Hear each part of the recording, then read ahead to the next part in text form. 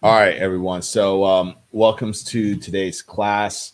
Today, what we're going to do is we're going to talk about the do's and don'ts when it comes to Thanksgiving, because I know Thanksgiving is literally tomorrow. All right. Thanksgiving is literally tomorrow. And what we're going to do is go over like some of the do's and don'ts because just because you're vegan doesn't mean that it's okay to eat what you want and all that stuff, because what's going to happen is you're going to be super bloated, you're going to hold a lot of weight, and then you also have like the Thanksgiving all the leftovers on top of that, and you're going to eat that as well. And by next Monday, you're going to feel super bloated. You're going to see on the scale that you gained about 5 or 7 pounds. So here's some of the things to do to prevent all that from happening. All right. And you could use these same tips when it comes to when it comes to the holidays as well, because right after Thanksgiving, we got Christmas, we got the New Year's, we got tons of like parties and things like that that's going on as well. So we want to make sure that we're not doing anything that's going to really um, make us gain a lot of weight throughout the holiday season. So right now I am live on IG. All right, I'm live on YouTube, and as well I'm live on Zoom for my students. So usually every Wednesday at 11 a.m. Eastern Standard Time, I do a class. The last 2 weeks, I haven't done any classes just because I just finished competing in a bodybuilding competition show. First, I was in the Bahamas trying to get my pro card, and then since I got second place and first place in the show, but I didn't get that pro card, and then I tried attempting the pro card again for the IFBB, and that was last weekend in Washington D.C. Got second place, but again didn't get rewarded that pro card. So it's totally okay. I know what I need to work on, but now I am back because I'm on my off season, and because I'm on my off season, I kind of planned it out exactly like this because I did not want to be prepping throughout the holidays. I've done it before and it sucks. All right. It's totally sucks. So this year I was like, I'm going to do a couple shows and then literally go on off season once the holiday begins. So I'm in the perfect place right now to reverse diet and could enjoy some holiday meals. But again, even though I'm reverse dieting and I'm also able to eat more calories, it doesn't give me that free pass to eat whatever I want. Okay. So this is why I'm doing this class, because I know like some people might say, well, you can eat whatever you want. Why do I have to follow something? Why can't I have a cheat day? And the reason is because a lot of my students right now, they're usually focusing on weight loss. All right. And a lot of people are. Now, when it comes to my students who's doing weight gain, I already talked to them, and it's a lot easier when it's weight gain. All right. It's a lot harder when it's weight loss. So let's just get right into it. Okay. So tomorrow's Thanksgiving. All right. And like I said in the beginning, just because you're vegan doesn't mean um that I was reading some of the comments, doesn't mean that it's okay to eat whatever you want because it's healthy. All right. You can be vegan and still be considered unhealthy. Especially when it comes to a lot of the mock meats. Especially right now, we have a lot of these holiday roasts. All the holiday roasts are filled with sodium. Okay.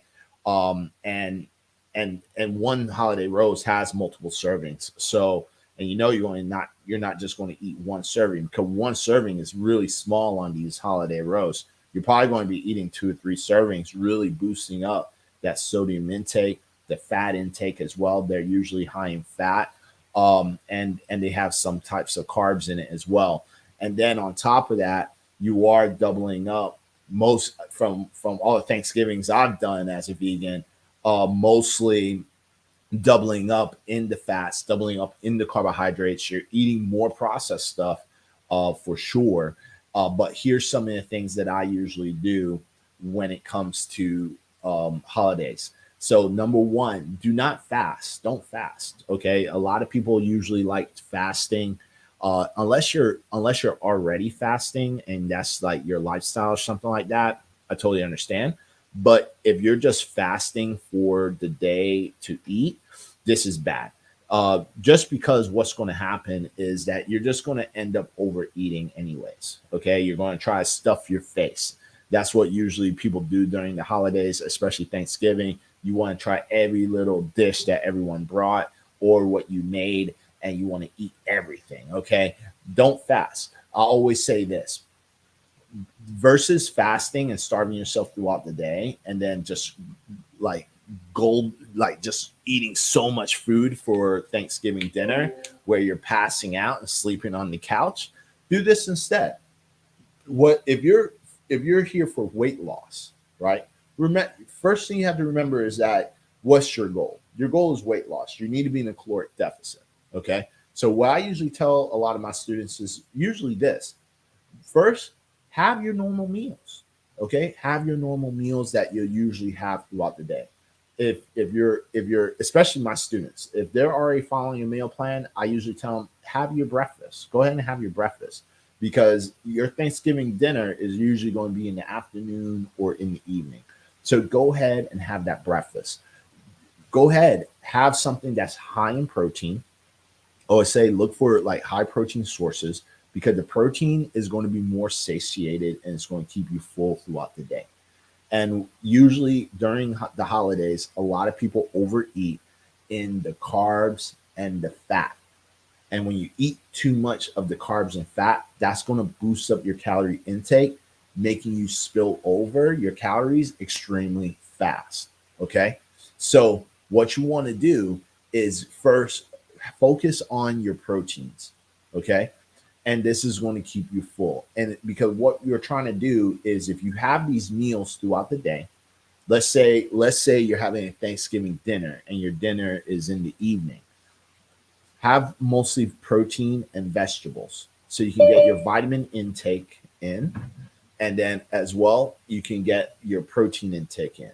This is going to keep you full. You're going to get some dietary fiber into your body to keep you satiated throughout your diet, and then at the same time is going to control your portions when it comes to that Thanksgiving dinner. um Now, my students usually follow a protocol where they're counting macros. I'm really big on this when it comes to counting macros. Counting macros is like using MyFitnessPal. You have to use a an app, right? That's called MyFitnessPal. It's a macronutrient or a food journal, you could say, where you can keep track of the nutrients that you're consuming from the foods. Okay. So I always say do the high proteins first and do some veggies so you can get your vitamins, your minerals, your dietary fiber. Plus you can get hold on, they're saying they can't hear me. Recording in progress. Oh, no, that's too bad. All right, so when it comes down to the veggies, you get your vitamins, your minerals, your dietary fiber. You get that's going to keep you satiated, and then you get your protein intake. Because again, it's very easy to get a lot of your carbs and your fats. All right, so this is something that you want to go ahead and do in the beginning. Now, the next thing is going to be drinking water. You want to go ahead and drink a lot of water throughout the day so you can keep yourself hydrated. Because remember, if you're consuming all this processed foods for Thanksgiving, it's going to be very high in salt. It's going to be very high in sodium.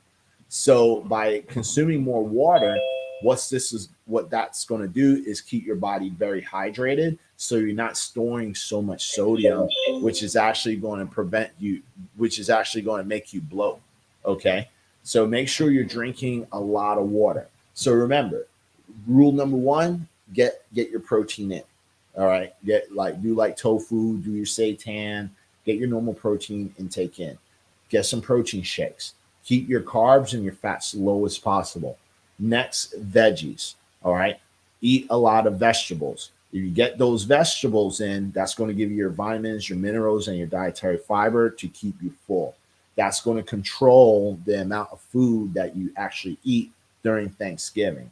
And then number three, drink water, because if you're drinking water throughout the day, it's going to keep you hydrated and it's going to keep the sodium levels balanced. All right. Because you don't want to just overconsume a bunch of sodium from all the processed foods like the mac and cheese, the collard greens, the tofurkey. Well, not specifically tofurkey, but like all the holiday roasts that they have for vegans. Um, all that stuff. All right. I'm not, even your desserts has sodium in it, right? It has sodium and sugar. Um, Drink that water so it keeps everything kind of balanced. All right. So these are some of the tips that I usually tell my students to do so when it comes to Thanksgiving dinner, they're more conscious on how they're serving their meals. Okay. They're not over consuming. You can have Thanksgiving and it doesn't have to be like a cheat day or a cheat meal. You can have it and eat it at a good portion, just like a regular meal. Okay. And I always say at the end of the day, if you are going to overeat, then go ahead and do it. And then once you overeaten, then the following day, go right back on your meal plan. So if you're following any type of diet to lose weight, go right back onto it. Because when people get how people gain weight is usually because they're bringing food home, like they're bringing their leftovers, they're having that pumpkin pie. They're having the sweet potato pie. They're having the ice cream. They're having more holiday roast. They're having more mac and cheese. They're eating all the garbage throughout the couple of days. And I used to do it myself. Even when I used to consume meat, I used to do it. Like we have the whole turkey. We'll have it for Thanksgiving. After that, we'll make turkey sandwiches for like the next following week, and then I'm having Thanksgiving dinner or Thanksgiving lunch like all throughout the week, which is boosting up my calorie intake, and then I'm gaining weight throughout the holidays. Okay, so remember, just have your Thanksgiving dinner, and then don't bring anything home from you unless you can like make it fit, unless it's really healthy foods. Okay, I get it, but if not, just keep it where it's at. Have your Thanksgiving dinner. Enjoy having time with your family. If you're going to overeat, go ahead and overeat. But always make sure you jump right back onto your diet. You want to jump back on it because the faster you can jump back right back onto that diet, the easier it's going to be to stay on your caloric deficit journey.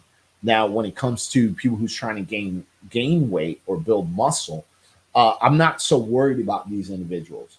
The only thing I would say is just make sure you don't overconsume in a particular macronutrient. So, like for me, I'm reverse dieting. I'm usually on a high carb diet when I'm reverse dieting or eating in a caloric surplus. My fats are moderate, my carbs are extremely high, and my protein is pretty moderate. So when it comes to me, and during the holidays, I usually just try to make sure I'm eating cleaner carbs, but I keep my fats moderate. And the way you keep your fats moderate, the fats are usually going to be it's usually going to be in your desserts or ultra processed foods. Okay. So like the holiday roast, it's going to be high in protein, but also carbs and fat as well. Your desserts are usually going to be high in carbs and fats. Or anything you could think of, like mac and cheese are usually higher in carbs, but it has a good amount of fat in it as well. So I usually try to stay away from those foods, or if I'm going to eat them, I keep them very little. I keep them very small, but then like I'll give myself a small portion. But then when it comes to the other foods, like let's say collards or rice, beans, things like that, things that's a lot cleaner, that's what I'm going to over consume, so I can make sure I'm hitting my nutrients when I'm on that caloric surplus. So hopefully this all makes sense. Let me check some of the questions some people ask. One individual, Plant Power Production, says 120 ounces of water a day is a lifestyle medicine recommended amount. Yes, I mean you actually it's not 128 ounces. is actually 90 ounces is the recommended amount usually for individuals, but nothing wrong of consuming 128 ounces of water or a whole entire gallon. Nothing's wrong with it. But I would because one of the things I always tell my students is just have a gallon. Like the recommended amount is like about 90 for men, and I think like 80 ounces for women or something like that. But I always just tell everyone just do a gallon. What I'm saying, if you're doing a gallon, it's not going to kill you, especially if you're eating a balanced diet. Let's see what else anyone else says. Is it easy to build muscle and have a vegan diet? Yeah, it's totally easy to build muscle on a vegan diet.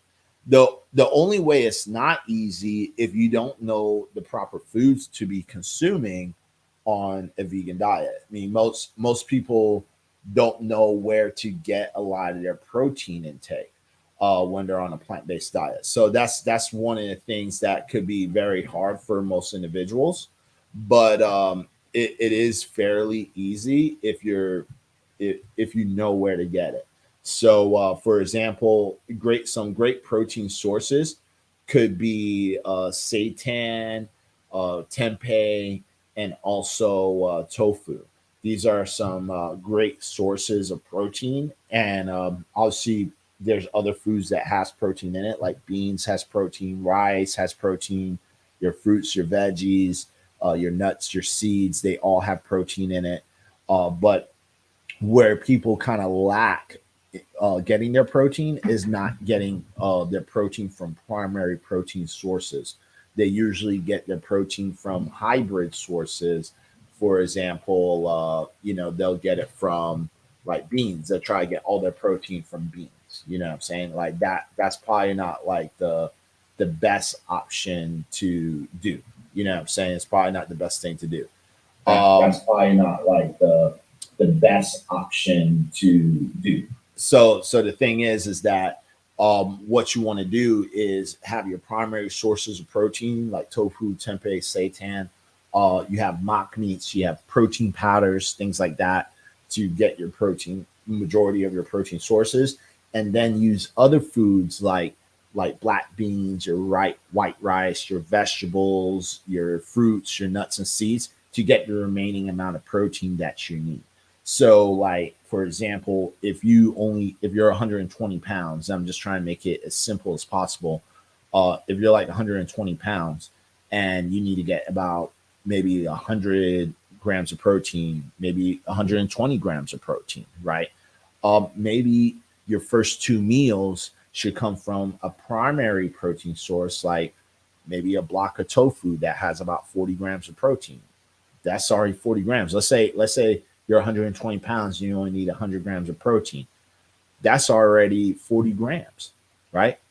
So that means you only need 70 grams of left. And then to get to lower that protein even more, let's say you use like some type of seitan, and seitan could have the seitan that you use has about 50 grams of protein, and this is in meal two. So in that meal two, you already went from breakfast. Let's say your breakfast is about 40 grams. You have 100 grams of protein, so that brings it down to 70. And then let's say you use that seitan that has 50 grams of protein, right? Now you only has 20 grams of protein left. Now after that, it's easy to get 20 grams of protein from your rice and your beans and stuff like that. I mean, one cup of beans has 20 grams of protein. See what I'm saying? So you add that one cup of black beans, you already have 20 grams of protein. Boom, you already hit your protein goals, right? And if you use like a cup of rice, has about 5 grams of protein.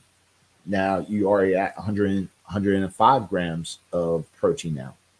And now the only thing now you have to really focus on is like how much carbs, how much fats you're consuming to be on that caloric surplus. Okay, that's the only thing you really need to focus on after that. But that's usually how it's done. And I'm just giving out a very broad example. It's nothing really exact that I'm saying right now, but this is just a very broad example to get protein. Let me see if there's any other questions. Bitcoin yoga. Let's see. Does it take more time to build muscle on a vegan diet compared to a person who eats meats and fish? When it comes to the time period, no. There's studies that's already proven that when it comes to building muscle, there wasn't any significant difference if it was on a plant based diet or a meat diet. So the studies are already out there. You could definitely just go on Google and type in that question, and you'll find the study. But I did read a study stating that, saying that it really didn't matter. Um, because the thing is that as long as you're getting the amount of protein and the nutrients you need to build muscle, that's all it really matters, you know. And I know online there's a lot of confusion, but when it comes to living a plant-based lifestyle versus a meat lifestyle, but yet what you kind of have to remember is that everyone has a particular bias that they're trying to push, and some people are not being very transparent and being a nutritionist or a dietitian like they're supposed to. If you're a nutritionist and a dietitian, you shouldn't be biased. Like, it's okay to express like your lifestyle, but it's another thing when you're just pushing a particular objection. You know what I'm saying? So like I could sit here and like I'm vegan, but I will honestly tell you, um, you know, when it comes to building muscle, you can build muscle on a meat based diet and a plant based diet. It doesn't really matter, uh, really, because you know if I'm getting I get about 180 grams of protein, and I'm a bodybuilder. You know, bodybuilding is all about building muscle. And I've been vegan for over 11 years, and I've been competing for over 10 years. So throughout that time, I've built muscle, especially as a natural athlete. So when it comes to me, I don't mean when it comes to my own experience, I've seen muscle growth. But again, when it comes down to the studies, even the study states that it doesn't matter as long as you're getting the proper nutrients. The only thing I will push when it comes to a particular bias is that you know you can get more nutrients on a plant-based diet versus an animal-based diet. And this is just a broad spectrum because it's like if I'm getting all my foods from a whole foods plant-based diet and versus someone who's on an animal-based diet with plants, I mean it's just common sense. You know, like you don't even have to really do math on that. But if you're because it's like you're someone who's consuming 100% plant-based, obviously they're consuming more plant-based foods, you know what I'm saying, versus someone who's on an animal-based diet. And an animal-based diet, when it comes to animal protein, it doesn't have all the essential vitamins and minerals. It just doesn't. And some people might argue that, but it's like, you know, you can't just make up stuff out of thin air. Like you can't just say like, yeah, you can get a lot of vitamin A from a piece of steak because there's none. You know, there's certain body parts that you can get certain vitamins and minerals from, but I don't think it would be the most optimal place. Like, you know, like let's say the liver. In the liver, there's a lot of vitamins and minerals in it, but why eat like why you eating a filter of a animal's body part? And I've tried liver before when I used to eat meat. I think it's disgusting. But like, but like, even when I ate meat, I thought liver was nasty. But like, but the thing is, I would say that you know, why eat the filter of an animal's body if you could just get the vitamins and minerals from the source itself? You know what I'm saying? So you know, you can. I'm not saying you can't be healthy on an animal based diet. Obviously, you can be. Um, Humans been doing it for millions of years, but so humans been doing a whole foods plant based diet for millions of years as well. And I think on both sides, it just really based on the individual of how they're actually incorporating the foods so they can have that healthy lifestyle. Hopefully that answers the question when it comes to building muscle. Um, let's see. What are you having for Thanksgiving dinner? What is your favorite vegan roast? All right. So for Thanksgiving dinner, I'm actually doing, and this is something that I usually do every year. I'm having the Gardein holiday roast, and I'm having that. And then also I'm doing mac and cheese by Upton's. The Upton's mac and cheese is a lot healthier than the other ones that's out there because there's a brand called How, and then there's another brand, Gardein. They're both great and they taste good, but if you're someone who wants like very clean ingredients, I would say go to Upton's. Uh, Upton's is a great brand. I love their seitan line because their seitan line is very clean ingredients, but they're pretty clean when it comes to a lot of their products. You're going to realize they use very minimal ingredients. You can actually read the label that's in the back, and it's usually no more than 5 ingredients that they use to make all their products. So I'm doing that as well. We're having vegan cornbread from Whole Foods that we purchased, and Gardein holiday roast, cornbread, and mac and cheese. And I think that's all I'm bringing, right? And then I have my mom. She's coming to the Thanksgiving. She's bringing like some type of steak tips and I don't know, some and rice and peas, I believe. And then one of my friends, where he's hosting the party, he's doing. He said he's doing sweet potato pie and something else. I can't remember because hopefully, let me see. I could actually check right now. Oh, sweet potato pie, cranberry, French bread. He's doing a vegan ham, and yeah, and that's it. So that's what we're having. Now, when it comes down to my favorite vegan roast, to be honest with you, I want to say my favorite, and I think they stopped doing it. Actually, I think they stopped this year. I haven't really checked, but um, I want to say I think it's between the one I have, the Gardein one, or the one from Trader Joe's.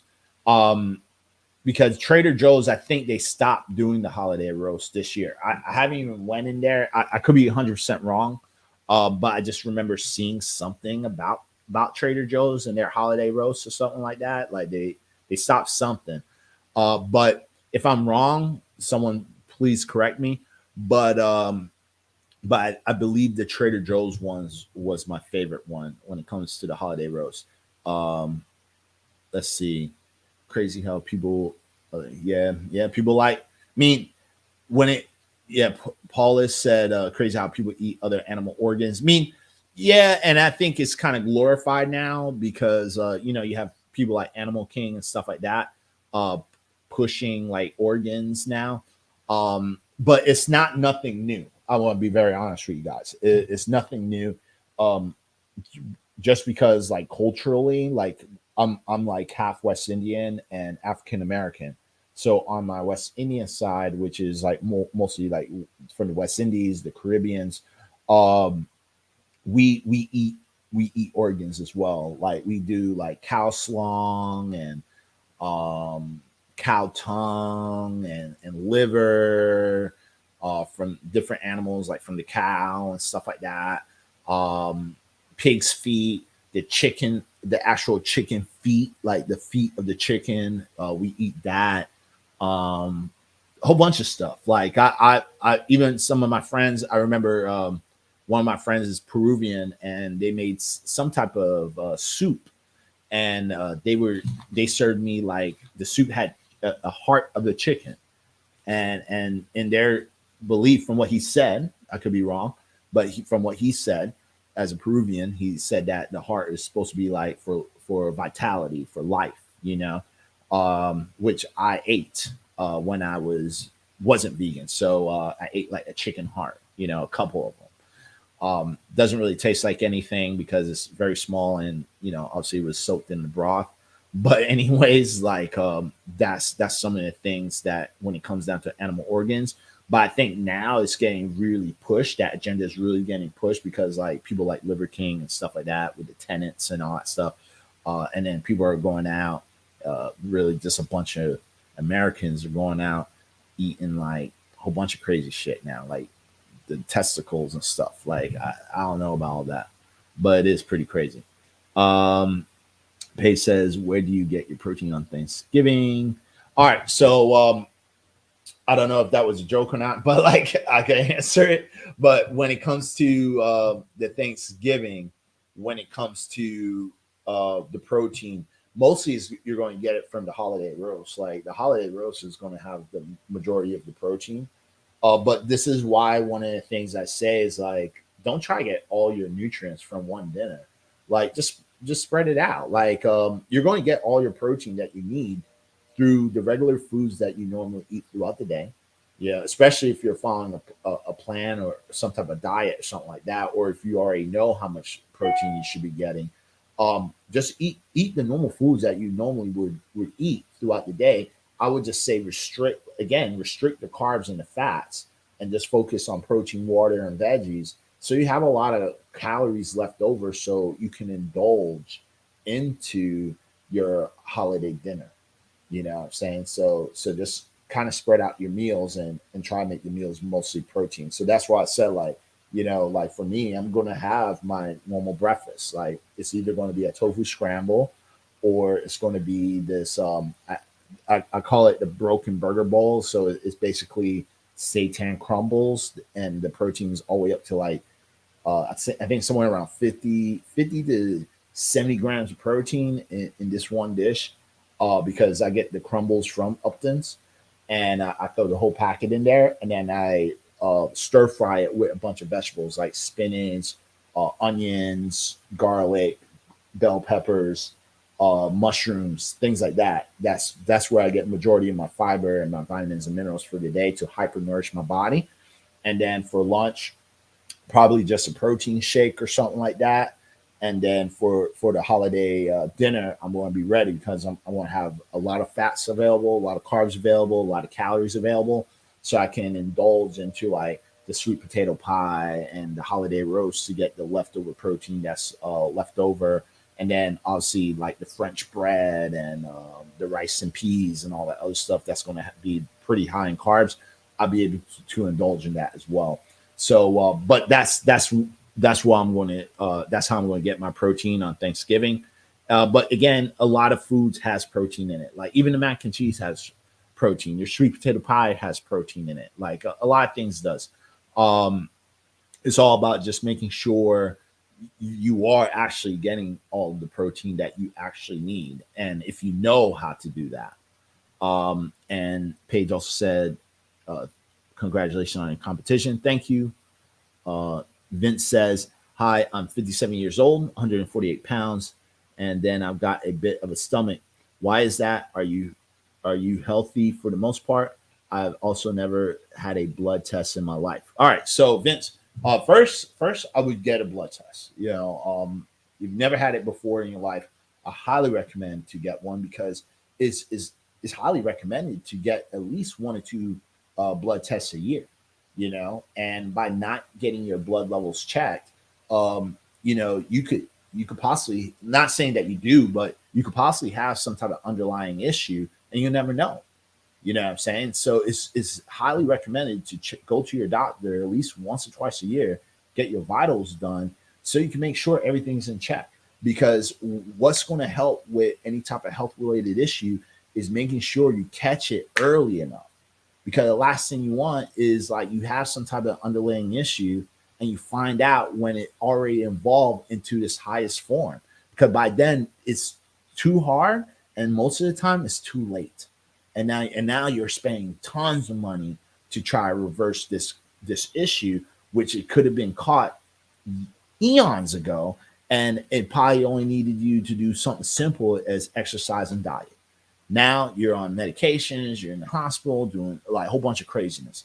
So let's address that first.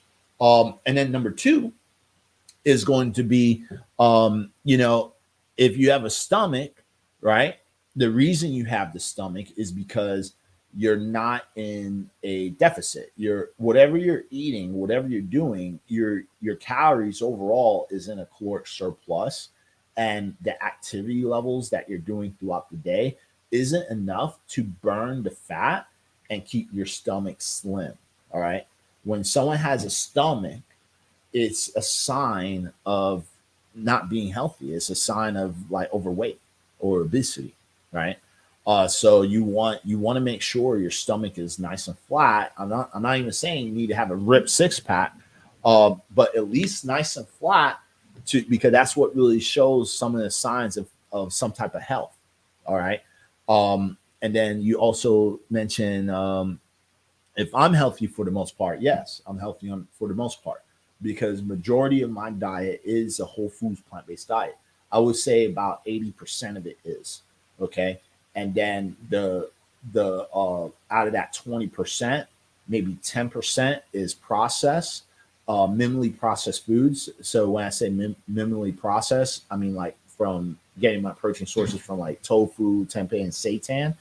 And then the last 10% would be from like any type of ultra processed stuff. And truthfully, I don't even eat that much ultra processed stuff. Is really rare, but I'm just trying to give out like a fair evaluation. And that ultra processed could be like, especially because I'm currently on a reverse diet, but it could be like a protein bar or a cookie, some type of snack or dessert. It's rare when I usually have these items, but um, I I'm not going to say I don't, right? Or maybe an Impossible Burger or Beyond Burger, or the Gardein fried chicken or something like that. Like again, I don't have it every day. It's not those these type of foods isn't consistent, but I do have them. I'm not going to sit here and say I never have them and I never eat them, blah blah blah, because at the end of the day, it's all about what you mostly consume throughout your life. So that's what's really going to help you out. So so hopefully that answers your question. Okay. Let's go down some more. Uh, all right, yeah. Someone fact checked me on Trader Joe's roast. Yeah, they said it's not there anymore. So okay, so I am right. They stopped production for whatever reason, and then let's see. Someone asked about the swords. The swords are just trophies. That's it. It's just bodybuilding trophies. All right. So yeah. So I guess that's it. I guess that's all the questions. I'm checking on YouTube to see if there's anyone writing questions, but I don't know if this is the first time I'm doing YouTube live, and I'm using this app called SteamYard. So I don't know if I can see it. Oh, here it is. Uh, yeah, actually, I can. Someone says on YouTube, there's a pumpkin pie hummus that's vegan. Whoa, what? A pumpkin pie hummus? There's hummus pumpkin pie? I don't know. Or maybe you meant homemade. I don't know. That if someone made hummus pumpkin pie, that I wonder how that tastes. All right, and then and someone else said we can celebrate the company of our loved one, dead bird, on the table. Yes, Mark, I do agree with that. Um, do you recommend any vegan diet to lose weight? Yeah, sure. I mean, to be very honest with you, it's not just a diet, right? It's not any diet can lose weight. It doesn't have to be vegan. You don't have it, like there's no magic diet that helps with weight loss. All right. Everyone might think there is, but it's not. That's the reality.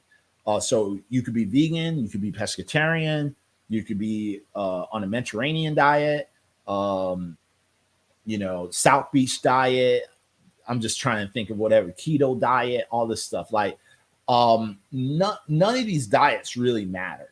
You know, the when it comes to different diets, what we have to focus on the most is which diet works best for you and going to work with your lifestyle, right? So that's what you want to focus on the most in the beginning. Which diet is the best diet for you that falls in line with your morality and something that you can adhere to long term? That's number one. Number two, when it comes to a vegan diet to lose weight, and again, this answer is for any diet, is going to be a diet that is in a caloric deficit. That means within this diet, you have to be burning more calories than what you're actually consuming. Okay. So that's how you're going to know that's the diet that helps to lose weight. So if you, yeah, it doesn't matter if it's a paleo diet. Again, you could be on any diet. It doesn't matter. There's something called the law of thermogenesis. Thermogenesis, right? So when it comes to this law, that means that you just have to be burning more calories than what you're consuming. Okay. So to kind of figure that out, like there's different ways to figuring it out. Like you can use like an Apple Watch, you can use the formula to figure out your BMR, which is your basal metabolic rate. So you can see how many calories your body actually utilized throughout the day.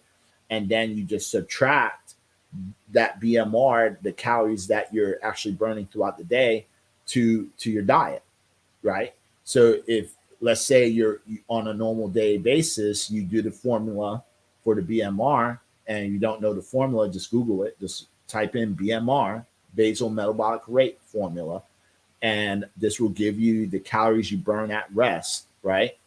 And then what you do from there is you can start off by like this is like textbook. I'm giving you textbook shit, right? Textbook is like you subtract 500 calories from your BMR, right? You could start off from there. And then you follow a diet adhering to that. And then you do that for like a week or two. If you see some weight coming off, you just achieve a calorie deficit. Now, if you don't see calories coming off, meaning weight coming off, then subtract another 500 and then adhere to that diet. All right. And then if you see weight coming off, and obviously you want to be working out as well. You want to be doing cardio. You want to be doing your training. But if you see weight coming off after a week or two, now you're actually adhering a calorie deficit. Or if you don't want to do none of that stuff, just hire a coach, right? You can hire me. You can hire someone out there that you feel that's going to help you out the most, and that's it. But that's what's going to really help you burn that fat. Let's see.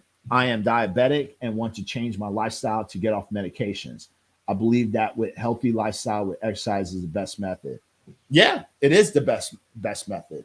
If you're diabetic on medications and you want to get off of it, the thing that you should have been doing to prevent it, you have to actually do it times 10.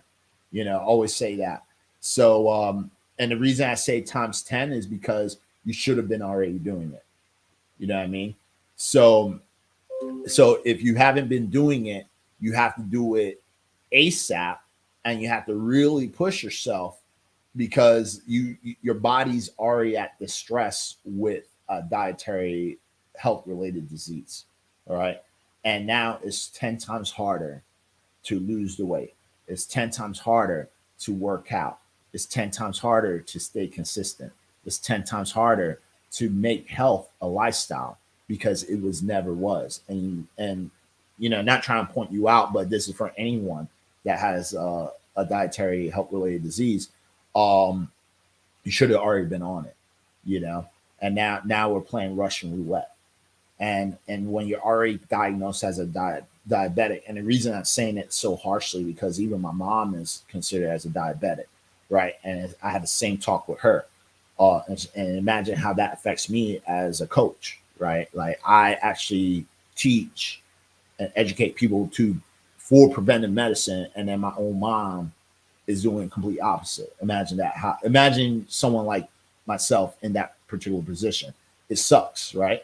But with that said, you have to double time it because you don't have that much time once you're diagnosed with something. All right. So the fastest way to reverse it is really getting on top of it and being consistent as hell, because you want to get off of it as soon as possible. You don't want to sugarcoat this. You don't want to take your time. You don't want to be making excuses. You know, all the excuses and the time and all that garbage is up once you're on meds and you're diagnosed with something. So definitely take it seriously. Again, if you need any help, if you need assistance, you can always hit me up, and then I can reach out to you, and then we could talk a little bit more and see how we can do this so we can get you off those meds, okay, and reverse this disease, because type 2 diabetes is reversible through proper lifestyle changes. Okay. Um, let's keep going. And I think that is it. Oh wait, I got some more from YouTube. All right, so some from YouTube says the healthiest diet is an ethical diet. Likewise, if people knew how to cook healthy foods, it wouldn't taste so bad. Yeah, that's technically true. Like it's one of the reasons why a lot of people don't eat a lot of vegetables, because they don't know how to cook them properly. They think it's the best way to cook vegetables is just steaming and or stir fry, and then you don't add any seasoning to it, and then it just tastes bland. And then tips for stopping bloating on a vegan diet. That's a good question. So, and I think this is the last, because I do have another call right now. So I'll answer this. So tips for stopping bloating on a vegan diet is going to be fairly simple. All right. Now, there's some things that we have to think about. When it comes to a vegan diet, especially if you're on a whole foods plant-based diet, is a high fibrous diet, right? And if you're consuming a high fiber diet, let's say you are consuming 100% whole foods plant-based diet and your fiber intake is extremely high and you're suffering from bloating.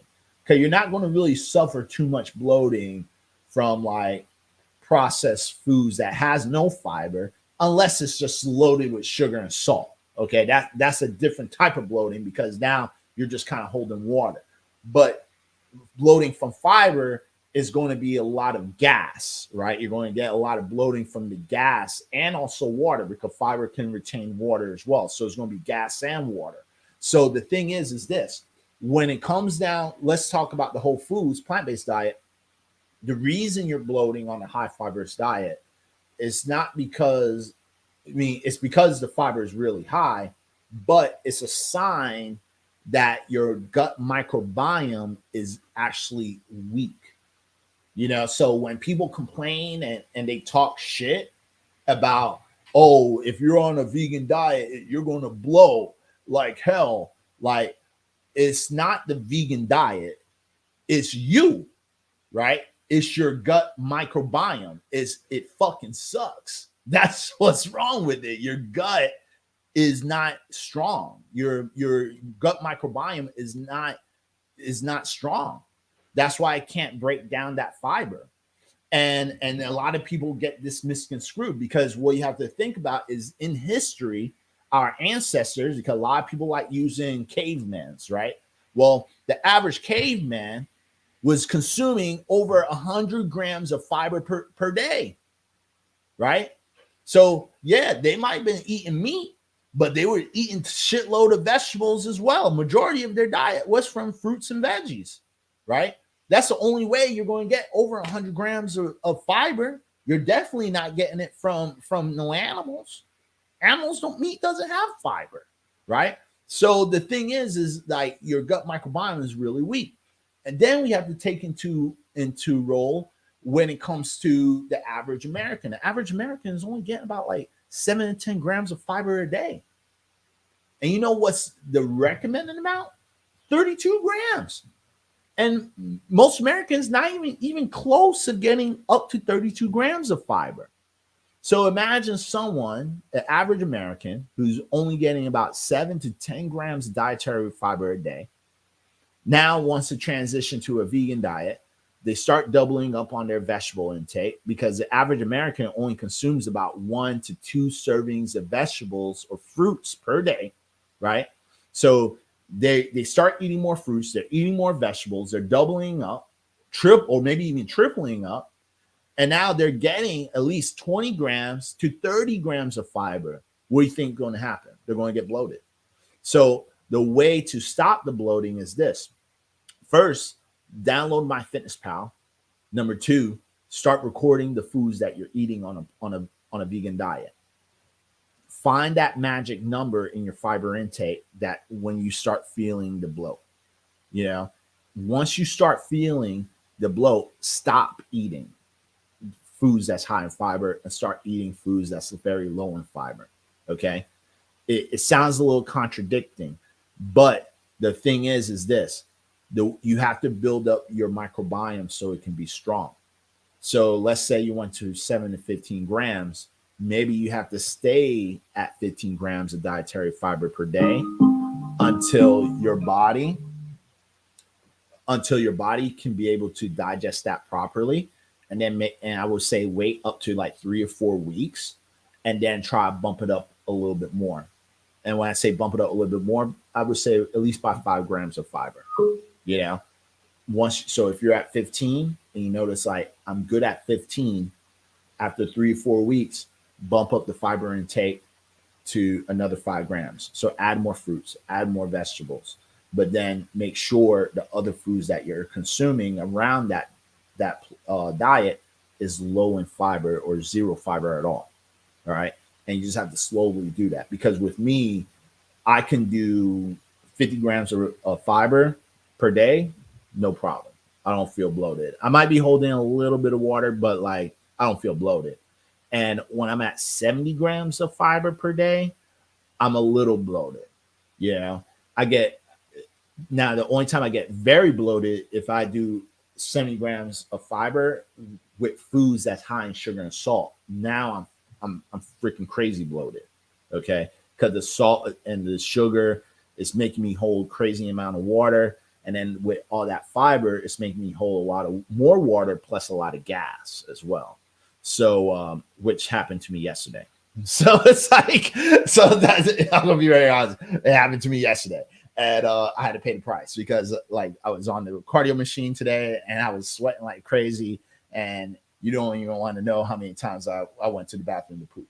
But like it was insane. But like, but the thing is, like when I check the scale, right?